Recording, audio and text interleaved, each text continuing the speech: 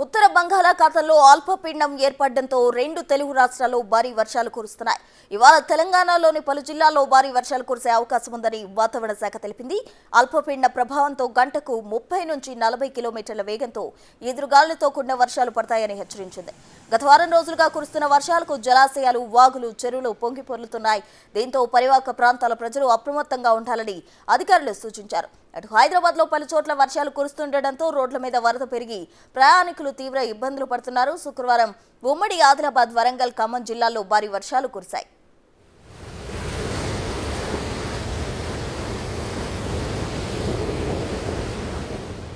ఇటు ఏపీలోని పలు జిల్లాల్లో భారీ వర్షాలు కురుస్తున్నాయి. ఇవాళ ఉత్తరాంధ్రలో అక్కడక్కడ మోస్తరు నుంచి భారీ వర్షాలు, మిగిలిన ప్రాంతాల్లో తేలికపాటి వానలు పడతాయని వాతావరణ శాఖ తెలిపింది. తూర్పుగోదావరి జిల్లా చింతలగూడెంలో సుడిగుండం ఒక్కసారిగా బీభత్సం సృష్టించింది. ఉదయం నుంచి భారీ వర్షం కురుస్తున్న నేపథ్యంలో సడన్ గా సుడిగుండం విరుచుకుపడింది. దీని ప్రభావం వల్ల 3 ఇళ్లు పూర్తిగా, 20 ఇళ్లు పాక్షికంగా దెబ్బతిన్నాయి. 3 మేకలు చనిపోయాయి. గేదె దగ్గర పాలు తాగుతున్న లేగదూడ గాల్లోకి ఎగిరింది. అసలు ఏం జరుగుతుందో అర్థం కాని అయోమయ పరిస్థితిలో గ్రామస్తులు ఉండిపోయారు. విద్యుత్ ఆగిపోయి వర్షంలో తీవ్ర ఇబ్బందులు ఎదుర్కొన్నారు.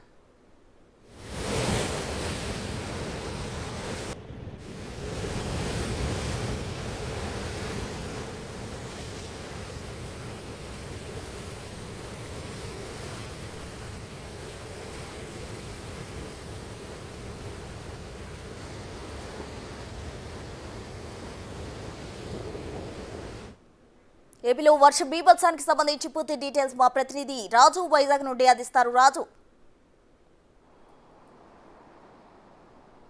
బంగాళాఖాతంలో ఏర్పడినటువంటి అల్పపీడనం వాయుగుండంగా మారిన తర్వాత అది అటు పశ్చిమ బెంగాల్, అదేవిధంగా బంగ్లాదేశ్ల మధ్య తీరాన్ని తాకి ముఖ్యంగా ఏపీకి అయితే తుఫాను ముప్పు లేకుండా చేసింది. అయితే రానున్నటువంటి 4 రోజులు కూడా ఆంధ్రప్రదేశ్లో ముఖ్యంగా ఉత్తర కోస్తా, దక్షిణ కోస్తా జిల్లాలకు సంబంధించి భారీ వర్షాలు కురుస్తాయని విశాఖ వాతావరణ కేంద్రం అధికారులు అయితే తెలియజేస్తున్నటువంటి పరిస్థితి అయితే ఉంది.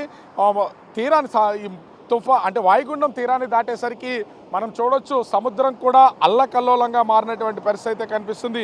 ముఖ్యంగా చూస్తే ఈ వాయుగుండం పశ్చిమ వాయువ్య దిశగా కదులుతూ ఉంది.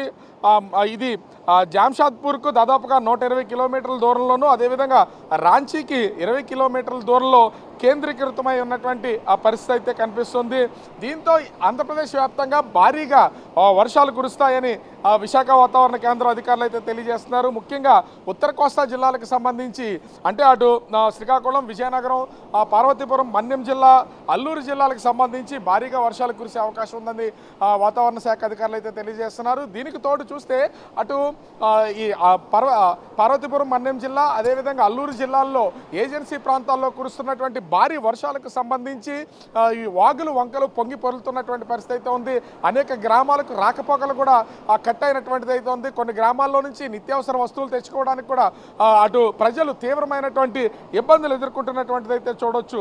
ఉత్తర కోస్తా తీరం వెంబడి అంటే ఉత్తరాంధ్ర, అదేవిధంగా గోదావరి జిల్లాల వరకు కూడా దాదాపుగా 65 కిలోమీటర్ల వేగంతో ఈదురుగాలులు వీస్తాయని వాతావరణ శాఖ అధికారులు అయితే తెలియజేస్తున్నటువంటి పరిస్థితి అయితే ఉంది. అయితే ఇప్పటికే అటు ఉత్తర కోస్తాకు సంబంధించి కళింగపట్నం, భీమినిపట్నం, విశాఖపట్నం, కాకినాడలో ఉన్నటువంటి పోర్ట్లకి 3వ నెంబర్ ప్రమాద హెచ్చరికలు అయితే జారీ చేశారు. అదేవిధంగా నిజాంపట్నం, మచిలీపట్నం ఓడరేవులకి 1వ నెంబర్ ప్రమాద హెచ్చరిక అయితే కొనసాగుతున్నటువంటి పరిస్థితి అయితే ఉంది. మనం చూడొచ్చు, అలల తాకిడి సముద్ర తీరాన్ని దాటి ముందుకు వస్తున్నటువంటిది అయితే ఉంది. ఈ వర్ష బీభత్సం ఎక్కువగా ఉన్నటువంటి నేపథ్యంలో అటు అధికారులు కూడా డిజాస్టర్ మేనేజ్మెంట్ని అప్రమత్తం చేస్తున్నటువంటి పరిస్థితి అయితే ఉంది. ఓ పక్క నుంచి హోంమంత్రి కూడా ఆదేశాలు జారీ చేస్తున్నారు. అయితే అటు ఆంధ్రప్రదేశ్లో ఉన్నటువంటి ఉత్తర కోస్తా, దక్షిణ కోస్తా జిల్లాలకు సంబంధించి భారీ వర్షాలు కురుస్తాయని ఇప్పటికే వాతావరణ శాఖ అలర్ట్ చేసినటువంటి నేపథ్యంలో మత్స్యకారులు ఎవరూ కూడా వేటకు వెళ్ళొద్దని సూచనలు చేసినటువంటి పరిస్థితి అయితే కనిపిస్తూ ఉంది. Prasanna. Right Raju, thank you.